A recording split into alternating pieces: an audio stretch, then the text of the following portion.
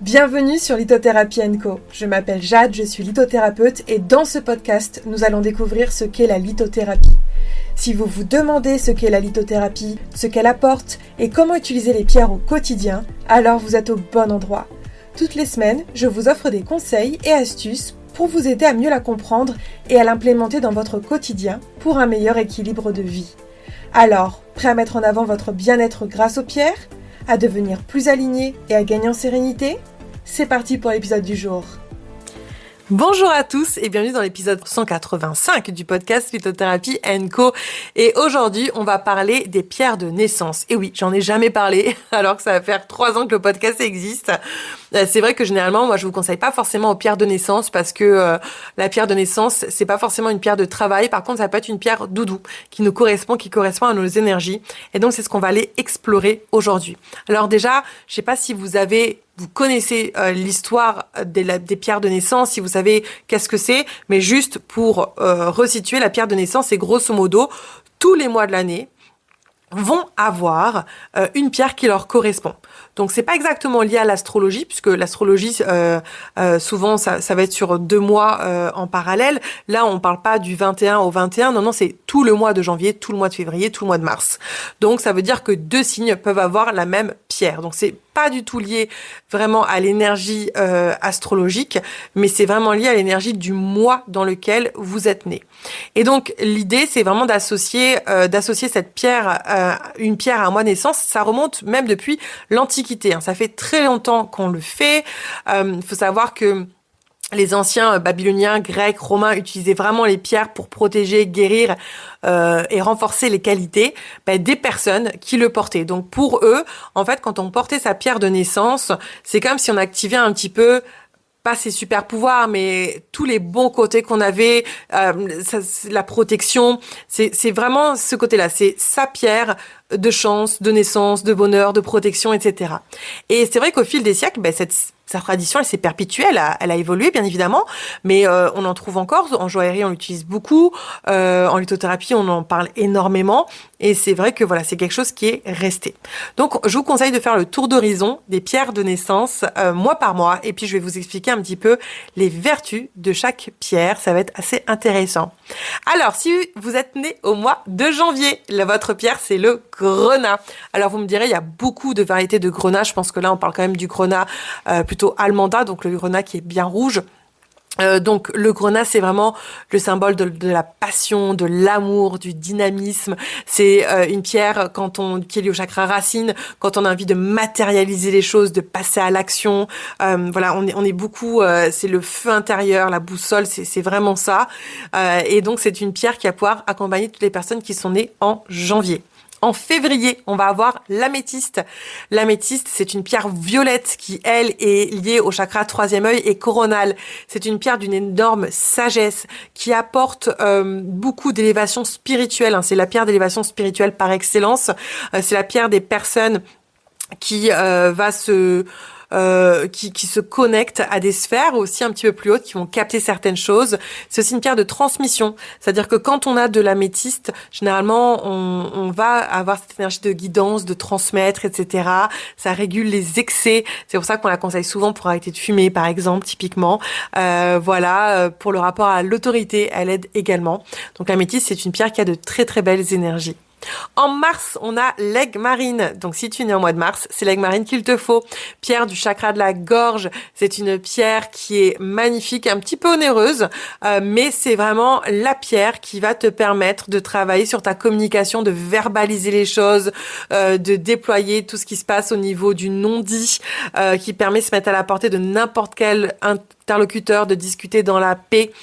Donc, c'est vraiment une chouette pierre qui va permettre vraiment de travailler sur cette notion de communication et d'expression. En avril, on va avoir le diamant. Alors là, le diamant, on va en trouver un petit peu moins en lithothérapie. C'est vrai qu'on va en trouver beaucoup plus en joaillerie. Faites attention, même ce qu'on appelle le diamant Herkimer, c'est en fait un quartz. Ce n'est pas un diamant. Donc voilà. Donc c'est vrai qu'on travaille beaucoup moins avec le diamant, mais néanmoins, le diamant, c'est symbole d'éternité, d'invincibilité. Ça incarne la pureté, la perfection, etc.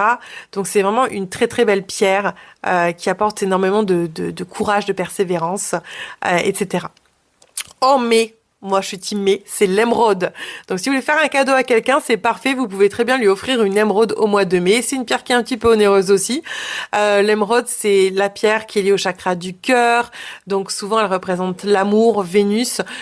C'est une pierre qui est beaucoup liée, en tout cas en lithothérapie, qui aide à lutter contre les angoisses, les peurs. C'est aussi une pierre de don, donc souvent quand on a des capacités pour mettre des choses en place, pour vraiment on a vraiment des capacités de don, c'est-à-dire du magnétisme, mais on a vraiment quelque chose en tout cas pour aider les autres, on a quelque chose qu'on peut exploiter. Donc ça c'est vraiment l'énergie de l'émeraude, et tout ça part de l'énergie du cœur, donc c'est des personnes qui ont des très très grands cœurs. En juin, on a souvent la perle.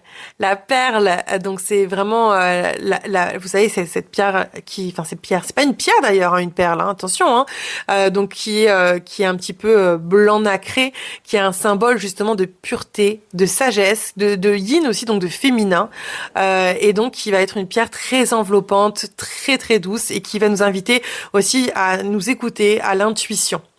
En juillet, on va avoir le rubis. Le rubis, c'est la pierre de la passion, mais une passion amoureuse, vraiment. C'est une pierre aussi d'une grande vitalité. C'est une pierre qui va travailler sur l'énergie aussi du chakra du cœur. On est vraiment dans le sentimental, mais dans un côté sentimental puissant, transperçant, bouleversant. Ça dynamise les émotions, ça éveille le désir aussi. C'est une très très belle pierre. En août, on va avoir le péridot. Le péridot, c'est une pierre de couleur verte qui est assez éclatante. C'est un vert particulier. Moi, j'adore le péridot. Je trouve que c'est une superbe pierre. C'est une pierre qui permet de porter haut et fort ses valeurs, d'être aligné justement à ce que l'on pense, ce que l'on dit, ce que l'on fait, etc. Donc c'est vraiment une très belle pierre d'alignement personnel. En septembre, on a ce saphir. Le saphir, c'est une pierre qui peut être de plusieurs couleurs, mais on la trouve principalement bleue. C'est vraiment un symbole de sagesse en lithothérapie, mais aussi de loyauté, de sérénité, de clarté. Elle est liée au chakra du troisième œil, donc elle apporte cette vision, cette clarté qu'on a beaucoup, et elle permet aussi d'être connectée. En octobre, on a l'opale. L'opale, bien évidemment. Alors ici, on va parler des opales nobles, entre guillemets, donc qui vont être des pierres qui alors on dit souvent que il y a d'ailleurs, je sais pas si vous savez, il y a une légende qui dit que c'est les larmes des dieux qui sont tombées sur terre. C'est une pierre qui est magnifique, qui équilibre les énergies. Elle équilibre vraiment les énergies de manière douce, mais en même temps vibrante. Je trouve que c'est une pierre qui redonne aussi énormément d'espoir. En tout cas, elle permet une très très belle circulation des émotions, mais une circulation énergétique aussi, et elle aide à avoir un éveil de conscience, à lâcher prise aussi sur certaines choses. Moi, c'est une pierre que j'aime énormément, bien évidemment. En novembre, on va avoir la topaze. Alors des fois on parle de la topaze, des fois on parle de la citrine, ça dépend. Mais du coup la topaze, principalement, ça symbolise vraiment cette notion de générosité, parce que quand on a la topaze, on aime aller vers les autres, ça va être important. Et puis en même temps, ce côté un petit peu introspectif, on va avoir besoin d'être seul. Donc c'est vraiment une pierre de dualité qui va être superbe pour vous accompagner et vous permettre d'avoir ce juste milieu entre donner aux autres et puis prendre du temps pour soi, etc. Et puis on va finir l'année, le mois de décembre, avec la turquoise. La turquoise qui, elle, est une pierre qui est très connue pour être la pierre des voyageurs déjà. Et c'est une pierre qui est liée au chakra de la gorge aussi, et qui aide justement à communiquer, mais dans le fait d'aller à la rencontre de soi et des autres aussi. Donc c'est vraiment une pierre qui nous emmène dans un voyage intérieur ou extérieur, en étant assez puissante, que j'aime énormément. Et c'est de très très très belles pierres. Voilà, j'espère que ce tour des mois et de vos pierres vous auront plu. Dites-moi en commentaire sous le post sur Instagram, vous, quelle pierre vous êtes, quel mois vous êtes, quelle pierre vous êtes. Je serais très curieuse de le savoir, et on se retrouve la semaine prochaine pour parler du livre. Des bisous, ciao ciao.